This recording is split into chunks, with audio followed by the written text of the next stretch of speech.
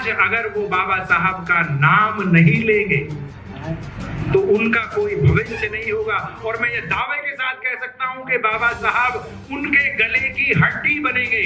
बाबा साहब का जो विचार है, 22 प्रतिज्ञाएं जो है, उनका पूरा का पूरा जो संविधान है, लोकतांत्रिक मानवतावादी संविधान है, अगर उसको कोई निगलने का प्रयास करेगा तो वो गले की हड्डी बन जाएगा। ना उसको निगलते बनेगा, ना उसको उगलते बनेगा।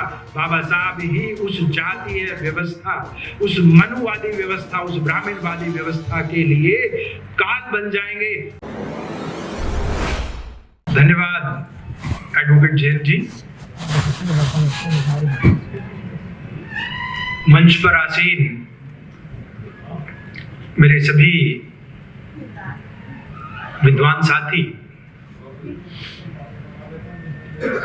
इस भव्य और बहुत ही खूबसूरत हॉल में बैठे हुए ऐसे मैं बहुत सारे साथियों को जानता हूं, बहुत सारे मेरे अग्रज यहाँ पे बैठे हुए हैं जो समय समय पे मिलते रहते हैं। आप सबका बहुत बहुत अभिवादन सम्मान करते हुए, समय समय पर बहुजन समाज में जन्मे हमारे अनेकों अनेक ज्ञात एवं अज्ञात पुरखे, हमारे वीर एवं वीरांगनाएं, जिन्होंने बहुजन समाज के मान सम्मान के लिए अनेकों बलिदान दिए हैं और उन बलिदानों के परिणाम स्वरूप आज हम इस हॉल में पहुंच पाए हैं, आज इस जगह पे पहुंच पाए हैं। वो सभी अज्ञात लोग भी जिनको अभी हम उतना सम्मान नहीं दे पाए, हम जानते हैं कि मान्यवर साहब इस बात को हमें बताते थे कि लगभग पिछले 200 साल में ही लगभग 200 ऐसे लोग इस देश के अंदर हुए हैं जिन्होंने देश के विभिन्न हिस्सों में बहुजन आंदोलन को आगे बढ़ाया है, हमारे मान सम्मान के आंदोलन को आगे बढ़ाया है। लेकिन अभी हम 40-50 लोगों को ही मुख्यतः चिन्हित कर पाए हैं, उनको राष्ट्रीय फलक पर पहुंचा पाए हैं, उनको वो सम्मान दे पाए हैं जो देना चाहिए था। लेकिन कम से कम 150 लोग अभी भी ऐसे हैं जिनको चिन्हित करने का प्रोसेस जारी है और उस प्रोसेस को हम सब लोग निश्चित रूप से अपने ही जीवन काल में पूरा कर पाएंगे। इस उम्मीद के साथ, इस विश्वास के साथ आयोजक साथी जिन्होंने, खासतौर पे हमारे अधिवक्ता साथी जिन्होंने इस कार्यक्रम का आयोजन किया है, विकट परिस्थितियों में मैं कहूंगा कि आयोजन किया है, उन सब के लिए भी बहुत बहुत साधुवाद, उन सब के लिए भी बहुत बहुत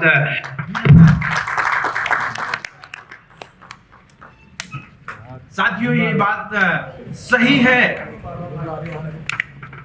कि बाबा साहब संविधान और वर्तमान परिदृश्य अपने आप में विषय है और इस विषय पे मैं कुछ साथियों को, जो अभी कुछ क्या जितने भी हमारे साथी हैं, सबने बहुत अच्छी बात की है, बहुत अच्छा लगा। खासतौर पे पूनम जी ने जिस तरीके से बातों को कहा और राहुल नागपाल जी ने जिस तरीके से चंद लाइनों में अपनी बात को रख दिया, तो बहुत दिल को छूने वाली बात थी। बहुत अच्छे तरीके से चीजों को सामने रखा, सभी साथियों ने बहुत अच्छे तरीके से रखा था। मुझे नहीं लगता कि कोई कुछ खास बचा है। बाबा साहब संविधान और वर्तमान परिदृश्य, ये विषय ही अपने आप में संकेत करता है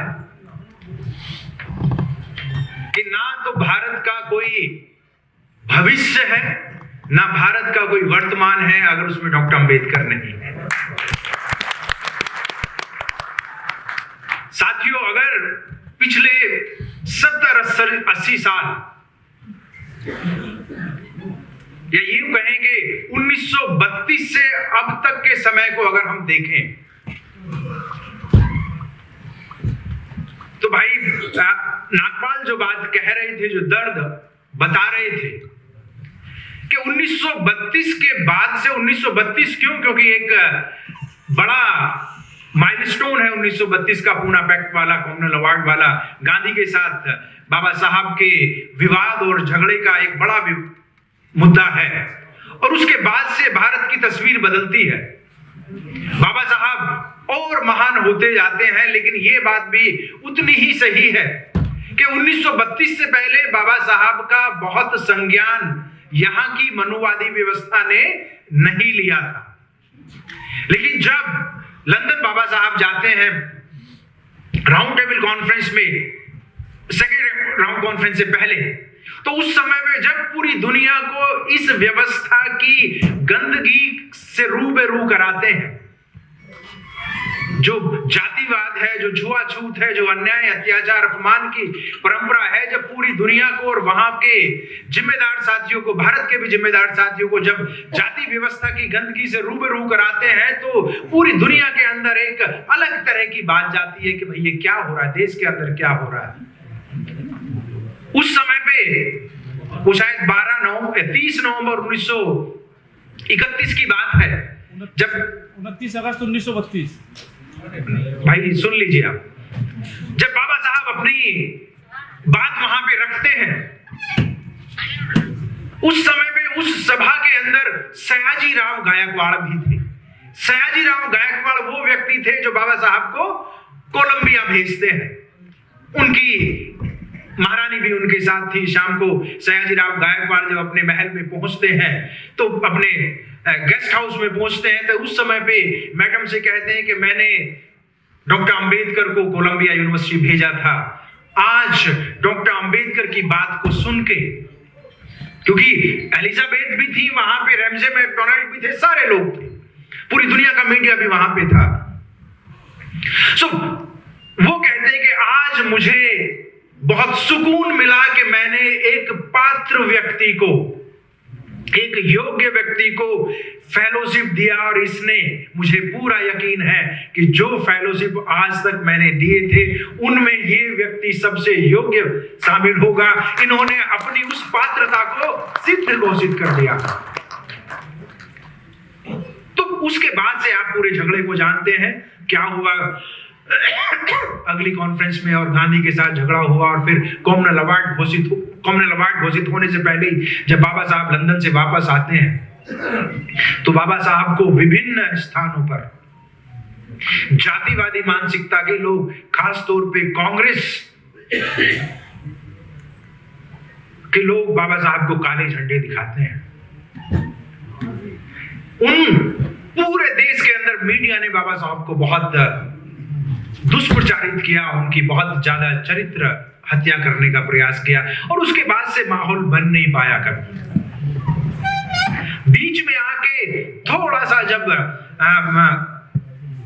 संविधान लिखा जा रहा था, उस समय पे जरूर थोड़ा सा एक मनमुटाव कम सा नजर आता है, लेकिन एक साथी शायद सत्येंद्र जी इस बात को बोल रहे थे, मैं याद दिला दूं कि 1946 में, क्योंकि अंग्रेजों को अफरा तफरी थी, अंग्रेज भाग रहे थे, देश से भाग रहे थे। 1943 में अंग्रेजों ने बाबा साहब से ये वादा किया था कि वो 20 साल के अंदर यहाँ की जो अछूतों की समस्या है उसका परमानेंट सेटलमेंट करेंगे, उसका कुछ ना कुछ इस तरह का सेटलमेंट करेंगे कि समस्या समाप्त हो जाए। लेकिन सेकेंड वर्ल्ड वार होते होते, उसके खत्म होते होते अंग्रेजों को यहां से भागने की जल्दी थी, इसलिए बाबा साहब का वो लगभग साथ छोड़ रहे थे।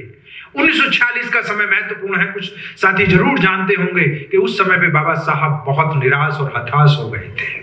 क्यों? क्योंकि कुछ समझ में नहीं आ रहा था कि नया संविधान बनने वाला है, उस संविधान में हमारा क्या स्थान होने वाला है, क्या हजारों साल से जो हमारे ऊपर अन्याय अत्याचार करने वाले लोग हैं उनको दोबारा से इस देश का शासक बना दिया जाएगा, हमारी क्या स्थिति होने वाली है। तो let me remind you, in that crisis Baba Saheb made an statement कि अंग्रेज ये ना सोचे कि हम उनकी दया पे निर्भर हैं, अंग्रेज ये ना सोचे कि हम उनकी दया पे निर्भर हैं, हम उनको बता दें कि हम बहुत अच्छे से बम का इस्तेमाल कर सकते हैं, he used that word, और हम बहुत अच्छे से इस्तेमाल कर सकते हैं। उस समय पे दिल्ली के अंदर, कानपुर के अंदर, पुणे के अंदर, नागपुर के अंदर, बॉम्बे के अंदर जबरदस्त आंदोलन हुए। शायद कम जानकारी हो लोगों को, कम से कम 16-17 लोग हमारे उस समय पे मारे गए संविधान सभा में अपना स्थान सुनिश्चित करने के लिए कि हमारा स्थान क्या होगा। पूरे देश के अंदर बाबा साहब ने आंदोलन चलाया, अंग्रेजों के खिलाफ भी पूरा आंदोलन उन्होंने चलाया कि नहीं। उसी समय पे जो एक इनफेमस स्टेटमेंट पटेल के बारे में कहा जाता है कि मैंने दरवाजे बंद कर दिए, मैंने खिड़कियां बंद कर दी, ये लगभग उसी समय की बात है। कांग्रेस तो नहीं चाहती थी किसी तरीके से, लेकिन बाबा साहब क्योंकि एक बहुत ही मल्टी डायमेंशनल पर्सनैलिटी थे, वो यहाँ पे आंदोलन कर रहे थे और योग्य तो थे ही। उसी समय पे बाबा साहब लंदन जाते हैं, 1946 में लंदन जाते हैं। लंदन जाके रैमजे मैकडोनाल्ड से मिलते, लॉर्ड एटली से मिलते हैं। लॉर्ड एटली उस समय पे प्रधानमंत्री थे। चर्चिल से मिलते हैं, एलिजाबेथ से मिलते हैं और बहुत सारे दूसरे लोगों से मिलते हैं और उनको ये बात बताते हैं कि भाई जिस तरीके से आप भाग रहे हैं वहां पे आज भारत के अंदर 7-8 करोड़ जो खास तौर पे अनटचेबल्स एंड ट्राइबल्स हैं, उनका भविष्य क्या होगा। उस समय पे ये सारे के सारे लोग उनको एंश्योर कराते हैं कि आप चिंता ना करें, हम इतनी आसानी से अनटचेबल्स और आप जिन कंसर्न्स को लेके बात कर रहे हैं उनको अनअटेंडेड नहीं छोड़ेंगे। There will be substantial position for you। ये मैं कोई हवा में बात नहीं कर रहा हूं, ये तो हम जानते हैं कि 46 में बाबा साहब चुन के किस परिस्थिति में बंगाल से आए थे, जैसोर और खुलना से आए थे और किस तरीके से शरारतपूर्ण तरीके से उन जगह को पाकिस्तान के अंदर दे दिया गया था, जबकि वहां पे कम से कम 52% लोग शेड्यूल कास्ट थे, सिर्फ शेड्यूल कास्ट 52% लोग। लेकिन बाबा साहब की सीट वहां पे चली गई इसलिए क्योंकि एक दबाव भी था, सिस्टम का भी दबाव था। अभी ऐसा नहीं कि पूरी तरीके से आजाद हो रहे थे सारे के सारे, इसलिए उस सिस्टम के दबाव को, और मैं कहूंगा कि बहुत तक अंग्रेजों के दबाव की वजह से जैकर और दूसरे साथी जिन्होंने भी अपनी जगह छोड़ी, हम उनका शुक्रगुजार हैं। लेकिन ये कोई इतना आसान चीज नहीं थी कि उन्होंने बहुत खुश होकर दे दिया हो। वो बाबा साहब की विद्वता, उनका संघर्ष, उनका बलिदान और परिस्थितियों की वजह से था कि चीजें वहां तक पहुंची।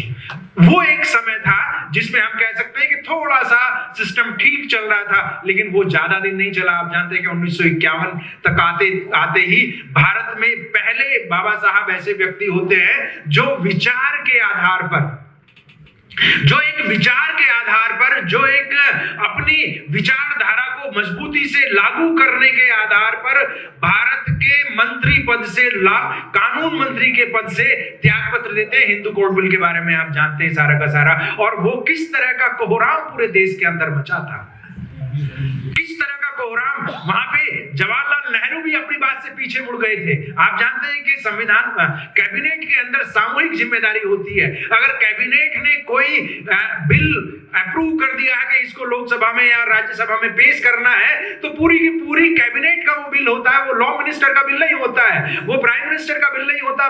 सामूहिक जिम्मेदारी का हमारे यहाँ पे सिद्धांत है। लेकिन ताज्जुब की बात है कि बाकी के लोग जो कि कैबिनेट के सदस्य थे, उनको उस तरह का एहसास नहीं हुआ, उनके मन में इस तरह की पीड़ा नहीं थी, उन्होंने त्याग पत्र नहीं दिया। जब जवाहरलाल नेहरू के सामने या राजेंद्र प्रसाद अड़गई या इंडिया गेट पे बहुत सारे तथाकथित धर्म के ठेकेदारों ने, शायद बाबा साहब का मतलब भारत में पहला फूकने वाला पुतला वो बाबा साहब का, उनको धर्म भंजक और हिंदू धर्म का विध्वंसक और पता नहीं क्या क्या नाम दिए गए। और उसके बाद से लगातार मैं कहूंगा कि 80 के दशक तक, 32 से लेके 80 के दशक तक, चाहे वो कांग्रेसी या सुधारवादी लोग हो, चाहे वो बीजेपी टाइप या आरएसएस टाइप रिएक्शनरी लोग हो, दक्षिणपंथी लोग हो, चाहे वो तथाकथित क्रांतिकारी या वामपंथी लोग हो, किसी ने भी बाबा साहब का सम्मान नहीं किया। उन्होंने बाबा साहब को अलग अलग तरीके से बताने का प्रयास किया। कोई अंग्रेजों का गुलाम बता रहा था, अंग्रेजों का पिट्ठू बता रहा था, कोई हिंदू धर्म का पथ भ्रष्टक बता रहा था, कोई विध्वंसक बता रहा था, कोई उन्हें कैपिटलिस्ट का पिट्ठू बता रहा था, कोई उन्हें डिविजनिस्ट बता रहा था। अलग अलग तरीके से उनके आर्गुमेंट्स थे। लेकिन यहाँ का वाम पक्ष, यहाँ का दायां पक्ष, यहाँ का केंद्रीय पक्ष, कांग्रेस, लेफ्ट और बीजेपी टाइप लोग जो हैं, इन्होंने कभी भी बाबा साहब का सम्मान नहीं किया। लेकिन 1980 के बाद और ये महत्वपूर्ण है। 1980 के बाद कुछ अलग तरह की लहर चली, कुछ अलग तरह की बात बनी, और 90 तक आते आते जो लोग कभी बाबा साहब के विरोध में, उनके अलग अलग तरह से उनके खिलाफ दुष्प्रचार करते थे, उन्हें जातिवादी बताते थे, उन्हें पूंजीवादी बताते थे, उन्हें विभेदकारी बताते थे, वो सारे लोग अब बाबा साहब के बारे में कुछ अलग अलग तरह की बात कर रहे हैं। और यहां तक स्थिति आ गई कि 90 तक आते आते उनको भारत रत्न का से नवाज दिया जाता है। पूरे देश के अंदर पूनम जी बता रही थी कि भाई अब तो पूरा देश उनको ग्रेटेस्ट इंडियन कह रहा है।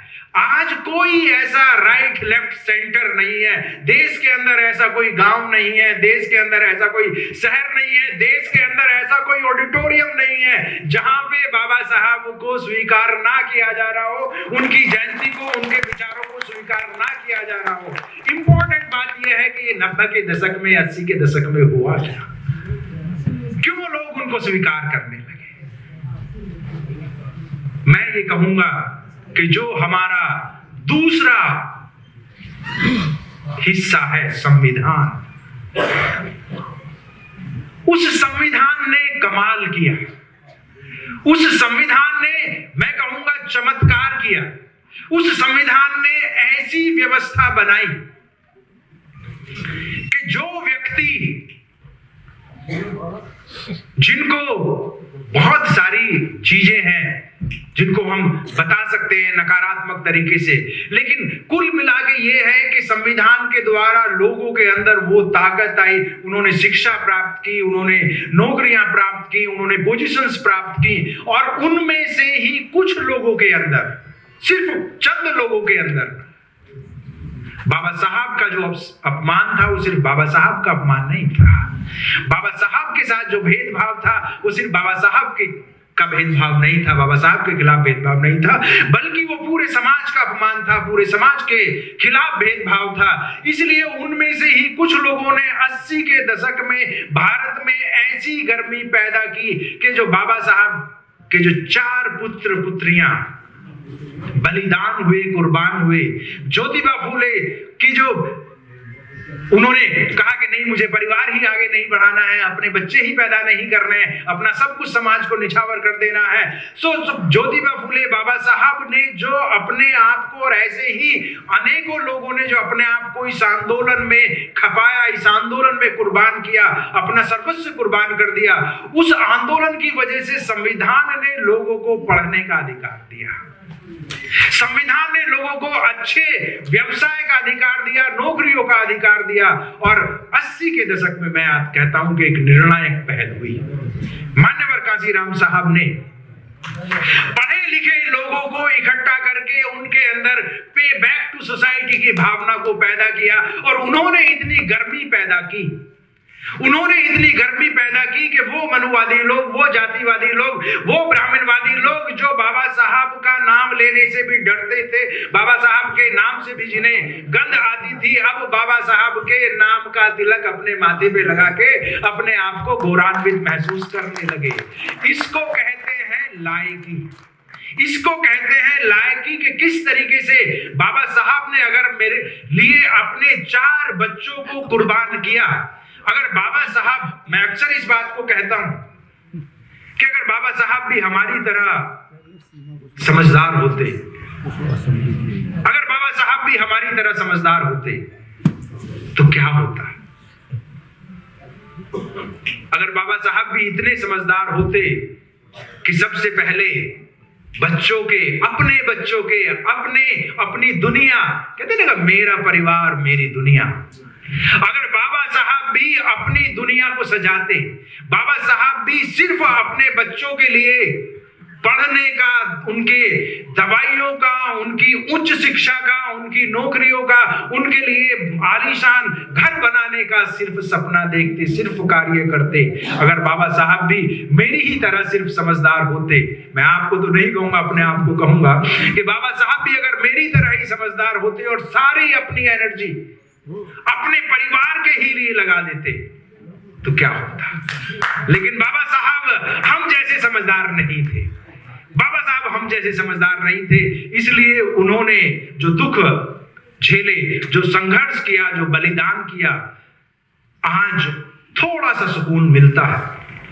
कि ठीक है, बाबा साहब को अपने 4 बच्चों का बलिदान करना पड़ा, मां रमाई का बलिदान करना पड़ा, लेकिन आज पूरे देश के अंदर, पूरे दुनिया के अंदर मैं कह सकता हूं कि कम से कम 40 करोड़ बाबा साहब के बच्चे हैं जो उनके नाम को आगे लेके जा रहे हैं। और ये दिन दूर नहीं है, ये दिन दूर नहीं है जब भारत में ही कम से कम 100 करोड़ लोग बाबा साहब के विचार को आगे बढ़ाएंगे। जब 40 करोड़ ने थाम लिया है तो 60 करोड़ भी आगे बढ़ेंगे, जो एकता की बात बाबा साहब करते हैं कि schedule caste, schedule tribes, OBC, जो भाई जितेंद्र भी बात कर रहे थे कि भाई हमारा आदिवासी समूह यहाँ पे क्यों नहीं है, हमारा बैकवर्ड क्लासेस क्यों नहीं है, मैं कहूंगा कि हमारे माइनॉरिटी क्लास के साथी भी यहाँ पे क्यों नहीं है, कम है। सो जिस दिन ये चिराग थोड़ा थोड़ा और रोशनी देने लगेगा, उस दिन सब लोगों को रास्ता दिखाई देगा और चीजें आगे बढ़ेंगी। सो कोई चीज जाया नहीं जाती है, ये हमारी लायकी पे डिपेंड करता है। अगर मान्यवर कांसीराम साहब जैसे लायक व्यक्ति और फिर अपने आंदोलन के द्वारा वो हजारों लाखों लोगों के अंदर अपने पूर्वजों के संघर्ष की ज्योति जला सकते हैं, उनको रास्ता दिखा सकते हैं, तो फिर आज परिस्थितियां साथियों बहुत चिंताजनक नहीं है। ये बात सही है, ये बात सही है कि पूरे देश के अंदर इस समय पे हताशा और निराशा का दौर या हताशा और निराशा का प्रचार है। लेकिन क्या आपका मन इस बात को मानता है? क्या आपका मन इस बात को यकीन करता है कि नहीं, हम सबसे खराब दौर में हैं? साथियों, थोड़ा सा रणनीतिक होना पड़ेगा। हम जब जिक्र करते हैं तो हम ये बता के कई बार बहुत अपने आप को अजीब सा सुख लेते हैं इस बात में कि कभी ऐसा दौर था कि आपके पीछे झाड़ू बांधा गया था और आगे मटकी लगाई गई थी। बहुत से बुजुर्ग साथी भी बैठे हैं, बहुत उम्र दराज, मुझे लगता है 80-90 उम्र के साथी भी यहाँ पे बैठे हुए हैं। क्या कोई व्यक्ति बता सकता है किसी गांव में किसी के बाप दादा के पीछे झाड़ू बांधा गया हो और आगे मटकी लगाई गई हो? क्या कोई बता सकता है? मेरा सवाल है। शायद नहीं, किसी को पता नहीं है, किसी को पता नहीं है। ये जवाब दिया जाता है, किसी व्यक्ति ने लिखा पेशवाओं के बारे में जब उनका शासन था महाराष्ट्र के अंदर। किसी ने कहा कि साथियों, समस्याओं पे अगर आप ध्यान देते हैं, समस्याओं को पकड़ते हैं तो समस्याएं आती हैं, समाधानों को पकड़ते हैं तो समाधान आते हैं, सकारात्मक दृष्टिकोण रखते हैं तो रास्ते निकलते हैं। अगर 1818 ये वही समय है जब आप ये झाड़ू वाली कहानी सुनाते हैं जिसकी कोई सच्चाई नहीं है पूरे देश के अंदर। कोई बता दे अगर इस बात की सच हो। अरे कहीं नहीं थी, आप उदाहरण बताइए, रेफरेंस बताइए। मैं जिम्मेदारी के साथ कह रहा हूं इस बात को कि कहीं पे भी इसका उदाहरण नहीं मिलता है। अगर उदाहरण मिलता है तो वो 1 जनवरी 1818 का उदाहरण मिलता है। वो उदाहरण मिलता है जब आपके 500 लोग उनके 28,000 लोगों को धूल चटा देते हैं। आप उस उदाहरण को आगे क्यों नहीं रखते हैं? जिस उदाहरण से आपका सीना चौड़ा हो जाए उस उदाहरण को आगे रखिए। आप उस उदाहरण को बार बार क्यों कहते हैं कि भाई मर गए? कैसे मर गए आप आज कैसे मरे हुए हैं? आप जितना खूबसूरत कपड़े आज पहने हुए हैं, जितने खूबसूरत हॉल में आप बैठे हुए हैं, जितने आलीशान मकान में आप रहते हैं, जितनी बढ़िया शिक्षा आपके पास है, जितना अच्छा खाना आप खा रहे हैं, जितने आलीशान गाड़ियों में आप चल रहे हैं, इतिहास में कभी ऐसा हुआ है? नहीं हुआ। आप सर्वोत्तम स्थिति में है, लेकिन क्या है, बस यकीन ही नहीं होता। राहुल नागपाल जी जिस बात को कह रहे थे, हमें अपनी क्षमता पे, हमें अपनी ताकत पे, हमें अपने हौसले पे यकीन ही नहीं है। अरे उसके अंदर क्या ताकत है? उसके अंदर क्या ताकत है? वो तो अपने तथाकथित ग्रंथों में लिख के गया है कि जिस दिन मैं उसके सामने उसकी आधी ताकत मेरे अंदर आ जाती है। उसने लिखा है ये, जिस दिन मैं अपने आप को उसके सामने बोल देता हूं कि हाँ मैं ये हूं, कांपने लगता है वो कांपने लगता है। किसी ने खूब कहा है कि कितने आए कितने चले गए, कितने आए कितने चले गए, कितने कुर्सी पे चढ़े होंगे, आप खड़े तो होइए, आप खड़े तो होइए, सबको उतरना होगा। जो कुर्सी पे चढ़ा है सब उतर जाएगा, आप खड़े तो हो जाएं। आप खड़े हो सकते हैं। आपने दिखाया है, जो 70 साल से बाबा साहब के खिलाफ जो दुष्प्रचार था, उस दुष्प्रचार को आपने ध्वस्त किया या नहीं किया? पूरी तरीके से किया, अपनी लायकी से किया। ये तो सिर्फ 1 या 2 या 3% लोग हैं जो इस समय पे इस आंदोलन को आगे बढ़ाने की बात कर रहे हैं, उसके लिए अपना समय दे रहे हैं, उसके लिए अपनी ऊर्जा दे रहे हैं, उसके लिए अपने संसाधनों को शेयर कर रहे हैं। लेकिन अगर हम थोड़ी सी और हिम्मत कर लें, एक साइकोलॉजी में एक कंसेप्ट होता है, उसको बोलते हैं इंग्लिश में कॉग्निटिव डिसोनेंस, कॉग्निटिव डिसोनेंस बोलते हैं उसको।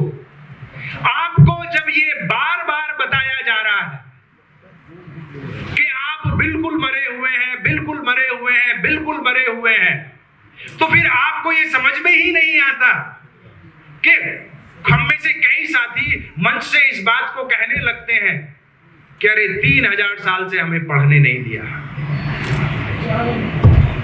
कोई तो कभी कभी कहने लगता 5000 साल। मैं उन साथियों से ये सवाल करता हूं कि अगर 3000 साल से पढ़ने नहीं दिया गया, तो फिर ये जो नालंदा विश्वविद्यालय आपने बनाया था, जो 13वीं शताब्दी तक चल रहा था, क्या उसको आपने अपने दुश्मनों के लिए बनाया था?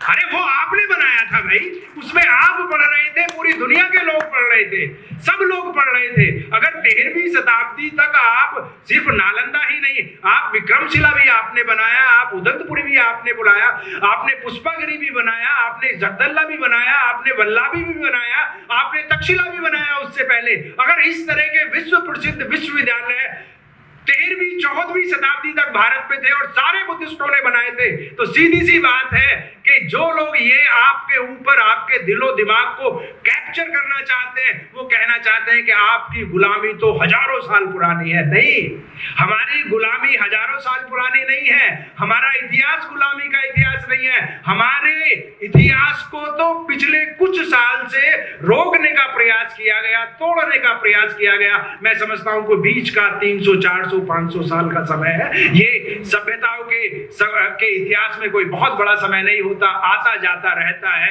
सिर्फ 1818 का मैंने एक उदाहरण दिया, ऐसे सैकड़ों उदाहरण हैं। और आप अपने दिल पे हाथ रख के, जो बुजुर्ग साथी हैं यहाँ पे, जो गांव के रहने वाले हैं, वो अपने दिल पे हाथ रख के इस बात का यकीन कर लें कि उन्होंने भी अपने गांवों के अंदर, उन्होंने भी अपने पर जहां कहीं पे भी वो रहे होंगे, उन्होंने ऐसे जरूर रणबांकुरे देखे होंगे, ऐसे जरूर साहसी लोग देखे होंगे जिन्होंने जातिवादियों को धूल चटाई होगी, जिन्होंने जातिवादियों की छाती पे बाबा साहब के और हमारे पूर्वजों के विचारधारा का झंडा जरूर गाड़ा होगा। लेकिन हमें बार बार इस बात को कह के कि नहीं, हम मरे हैं, मरे हैं, मरे हैं। उनका तो मीडिया है, बार बार हमें बताता है, 1000 बार बताता है।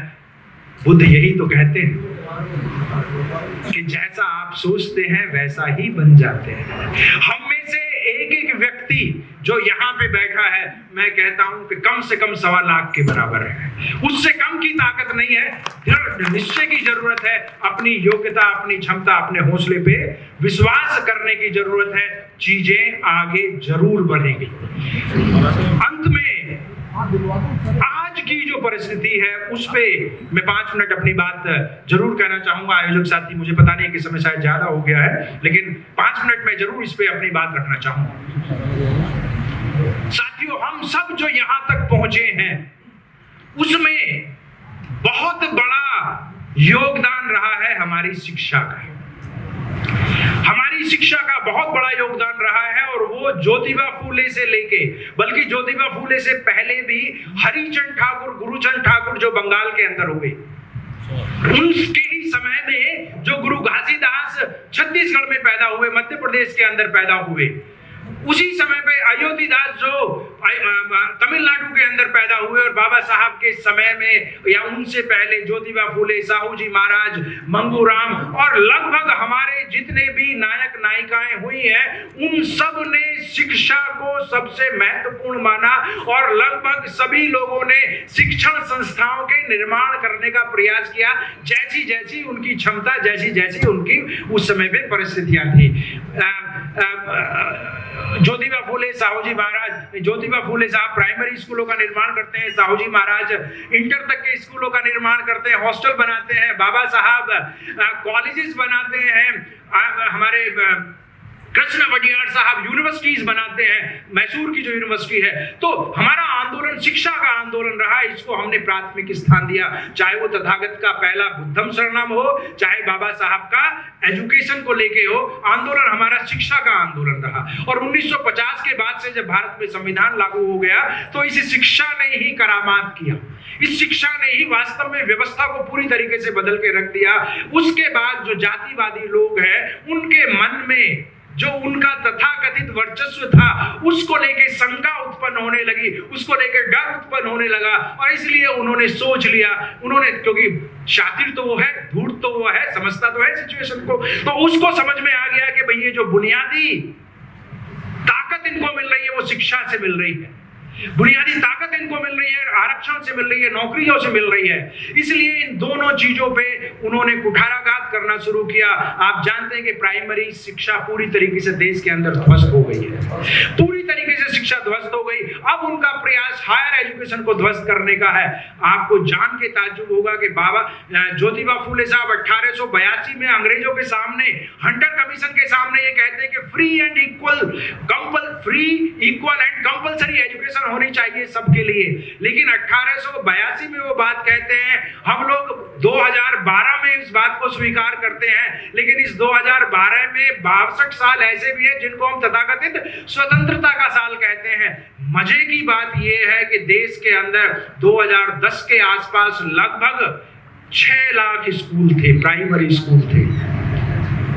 पिछले 10-12 साल के अंदर 1.25 लाख स्कूलों को इन सरकारों ने बंद कर दिया है, चाहे वो केंद्र की सरकारें हो या राज्य की सरकारें हो, 1.25 लाख स्कूलों को बंद किया है। क्यों? क्योंकि उनको स्कूलों का शिक्षा का प्राइवेटाइजेशन करना है। होना तो ये चाहिए था कि जब आपने राइट टू एजुकेशन दे दिया तो उस समय पे ज्यादा स्कूल खोलते, उस समय पे ज्यादा स्कूलों में सुविधाएं देते। लेकिन ये जो 1.25 लाख स्कूल बंद हुए हैं, इन 1.25 लाख स्कूलों में से छत्तीसगढ़ जैसी जगहों में, ऐसी जगह में जहां पे schedule caste, schedule types, OBC की संख्या ज्यादा है, उन जगहों पे ये स्कूल बंद किए गए हैं, ये कह के कि यहाँ पे बच्चे नहीं आ रहे, यहाँ पे टीचर नहीं है, यहाँ पे सुविधाएं नहीं है, और इन स्कूलों को मर्ज कर दिया गया है 4 किलोमीटर 6 किलोमीटर दूर, जिससे कि बच्चे जा ही ना सके। ये व्यवस्था वो चलाने का प्रयास कर रहे हैं। उसी तरीके से अब हायर एजुकेशन पे उनका ध्यान है। हायर एजुकेशन में देश में इस समय पे, और ये आंकड़ा बहुत महत्वपूर्ण है, इस समय पे लगभग 15 लाख टीचर पूरे देश के अंदर पढ़ा रहे हैं। पूरे देश के अंदर लगभग 15 लाख शिक्षक जो कॉलेजेस, यूनिवर्सिटीज और दूसरे हायर एजुकेशन इंस्टीट्यूशंस हैं, उनमें 15 लाख लोग पढ़ा रहे हैं। लगभग 1000 विश्वविद्यालय देश के अंदर हैं। इन 1000 विश्वविद्यालयों में से ज्यादातर विश्वविद्यालय पिछले 700 के आसपास विश्वविद्यालय पिछले 30 साल के अंदर बने हैं। पिछले 30 साल के अंदर मैं कह रहा हूं कि 1990 के बाद से बने हैं। 1990 का वही समय था जब इन्हों के कांग्रेस के लोगों ने देश के अंदर प्राइवेटाइजेशन को शुरू किया। देश के अंदर एलपीजी, जिसको हम कहते हैं लिबरलाइजेशन, प्राइवेटाइजेशन एंड ग्लोबलाइजेशन को स्टार्ट किया, और उसके बाद से शिक्षा को पूरी तरीके से ध्वस्त करने का प्रयास ये लोग कर रहे हैं। तो ये जो 1000 विश्वविद्यालय हैं, इन 1000 में से लगभग 600 विश्वविद्यालय प्राइवेट हैं जो कि पिछले 30 साल के अंदर खुले हैं, और 400 के आसपास सरकारी विश्वविद्यालय हैं। लेकिन इन सब विश्वविद्यालयों को, सरकारी विश्वविद्यालयों को ये अब ध्वस्त करना चाहते हैं। उसको भी जिसको हम कहते हैं कॉमर्शलाइजेशन ऑफ एजुकेशन करना चाहते हैं, सेल्फ फाइनेंसिंग के कोर्सेज शुरू करना चाहते हैं। बहुत ज्यादा फीस, आप जानते हैं कि कितनी फीस इस समय पे एमटेक के लिए है, कितनी फीस इस समय पे एमबीए के लिए है। साथ ही बात कर रहे थे कि भाई क्वालिटी एजुकेशन चाहिए, एमए और बीए से कुछ खास नहीं हो रहा, तो आप एमबीए कराइए अपने बच्चे को, आप एमटेक कराएंगे। 20 से 22 लाख है इस समय पे, 20 से 22 लाख। सो इस तरीके से वो शिक्षा को आपसे दूर ले जाने का प्रयास कर रहे हैं, पूरी तरीके से सरकारी जॉब्स को खत्म करने का प्रयास कर रहे हैं। लेकिन साथियों, यहाँ पे मैं एक कहूंगा कि इस पे इतना घबराने की जरूरत नहीं है। वो अपना धर्म निभा रहे हैं, वो अपना कर्म कर रहे हैं, वो अपना धर्म निभा रहे हैं, वो वही कर रहे हैं जो उनको करना चाहिए। इसमें कोई भी नया कुछ नहीं है, इसके अंदर बिल्कुल भी नई बात नहीं है। वो लंबे समय से यही करते आ रहे हैं। कांग्रेस के समय में भी यही हो रहा था, बीच में जो और छोटा गड़बड़ सरकारें बनी उनके समय में भी लगभग यही हो रहा था, और आज ज्यादा हो रहा। आज ये कुछ विभत्स तरीके से कर रहे हैं, आज ये कुछ ज्यादा एक तरीके से गुंडाई पे उतार आए हैं, मैं कह सकता हूं। लेकिन ये नया कुछ नहीं कर रहे। अगर कुछ नया है, अगर आज भारत में कुछ नया हो रहा है, तो नया ये हो रहा है कि यहां मैं मंच पे बोल रहा हूं और आप सुन रहे हैं। ये कभी नहीं हुआ, ये इतिहास में कभी नहीं हुआ। अग्निहोत्री साहब बैठे हैं यहाँ पे, ये कभी नहीं हुआ कि वो बैठे हैं और हम उनको बता रहे हैं, सुना रहे हैं। ये नई बात है, इसका स्वागत कीजिए। आप अपनी हिम्मत रखिए, आप अपनी ताकत पर विश्वास रखिए। आप हजारों गज नीचे से निकल के आए हैं। किसकी ताकत है कि अब बाबा साहब के उगते हुए सूरज को ढक सके? बाबा साहब के उगते हुए सूरज को कोई नहीं ढक सकता। किसी के अंदर ये हिम्मत नहीं है। अगर हम हारेंगे तो खुद हारेंगे, अगर हम मन में हार जाएंगे तो हमें एक चींटी से भी डर लगने लगेगा। लेकिन मैं कहता हूं कि आप चींटी नहीं, आप तो हाथी की संतान है।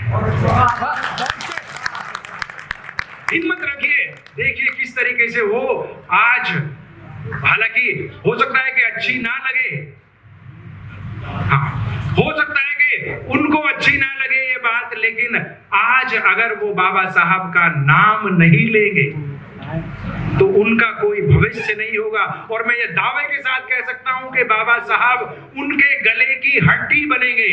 बाबा साहब का जो विचार है, 22 प्रतिज्ञाएं जो है, उनका पूरा का पूरा जो संविधान है, लोकतांत्रिक मानवतावादी संविधान है, अगर उसको कोई निगलने का प्रयास करेगा तो वो गले की हड्डी बन जाएगा। ना उसको निगलते बनेगा, ना उसको उगलते बनेगा। बाबा साहब ही उस जातीय व्यवस्था, उस मनुवादी व्यवस्था, उस ब्राह्मणवादी व्यवस्था के लिए काल बन जाएंगे। हम सबकी ये जिम्मेदारी बनती है, क्योंकि बाबा साहब लोकतंत्र के पक्षधर हैं, बाबा साहब स्वतंत्रता के पक्षधर हैं, बाबा साहब समानता के पक्षधर हैं। इसलिए बाबा साहब का विचार अगर जिंदा है, बाबा साहब का अगर संविधान जिंदा है, तो मैं समझता हूं कि आप भी सुरक्षित हैं, मैं भी सुरक्षित हूं, और इस देश का भविष्य भी सुरक्षित है। Thank you. सब्सक्राइब करें आपके अपने चैनल समतावाज टीवी को, बेल आइकन दबाना ना भूलें सबसे पहले हमारी वीडियो देखने के लिए।